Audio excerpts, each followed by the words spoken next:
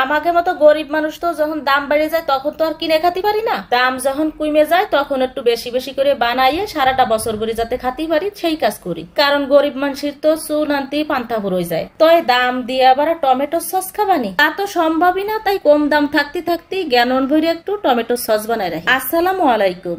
বর্তমান টমেটো কিন্তু মাত্র 12 টাকা করে, কত জায়গায় কিন্তু আবার 10 টাকা করেও নেয়। তাই আমি 5 কেজি কিনে একবারে সস বানায় রাখবো। আমার বাসায় দুটো বিশ্বু আছে, ওই বিশ্বু দুটো সারা বছর খাতে পারবে না। বিশ্বু দুটোর যদি 1 বোতল সস কিনে দিই 3 দিনই শেষ। তো আমার কি আর এত টাকা আছে আমি তোমার কিনে কিনে 3 দিনে 1 বোতল সস খাবো? তাই টমেটো 5 কেজি কিনে নিয়ে আসি, এখন সস বানাই দেবো, সারা বছর ঘুরে খেয়ে বেড়াই। টমেটো গুলো ভালো করে ধুয়ে এখন আমি মাঝখানে একটা ফালি ফালি করে সব টমেটো গুলো কাটে নেবো। এই যে দেখো টমেটো গুলো আমি সুন্দর করে এইভাবে কাটে নিচ্ছি। এখন আমি বড় একটা পাতিলি করে এইগুলো সিদ্ধ করে নেব। সবগুলো টমেটো আমি কাটে নিচ্ছি, পাতিলটা কিন্তু পুরো ভরে গেছে, আর সামান্য একটু পানি দিয়ে দিলাম। এখন ঢাকনা দিয়ে ডাইকে দেবো। এই পানি কিন্তু টমেটো অনেক ছাড়বে, এই জন্য আমি অল্প একটু পানি দিছি, তোমরা কিন্তু বেশি পানি দিবা না। এখন জাল দিতে থাকবো আর এই টমেটো গুলো এইভাবে নাড়তে থাকবো। টমেটো গুলো নাড়তে নাড়তে কিন্তু ঢাকনা দিয়ে যখন ডাইয়ে দেবো পানিতে কিন্তু একবার ভরে যাবে। টমেটো গুলো দেখছো কি চেহারা, অনেক সুন্দর টমেটো গুলো। কিন্তু এই পদ্ধতিতে তোমরা টমেটো সস বানায় রাখবা, সারা বছর থাকবে।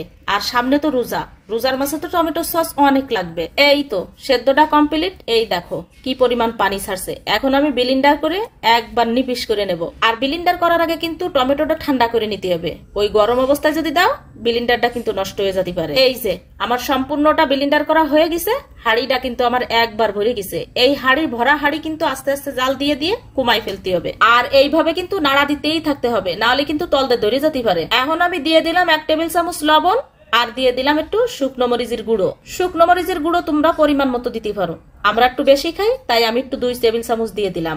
আমি এইভাবে কিন্তু সুন্দর করে নাড়তেই থাকবো। আর দিয়ে দিলাম 1 কাপ পরিমাণ চিনি।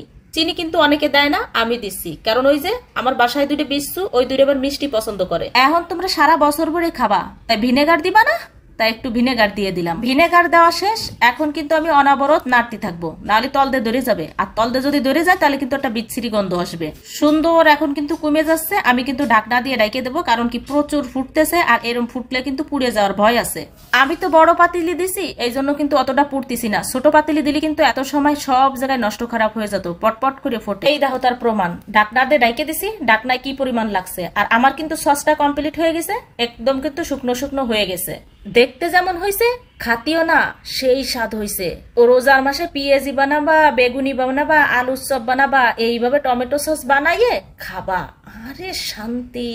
বাইরেরটা খাবা আর পেট নষ্ট হবে, তাতে কি আমার দোষ? এইভাবে ঘরে বসে বানাই খাতে পারো না? এইভাবে বানাবা আর খাবা। আল্লাহ হাফেজ।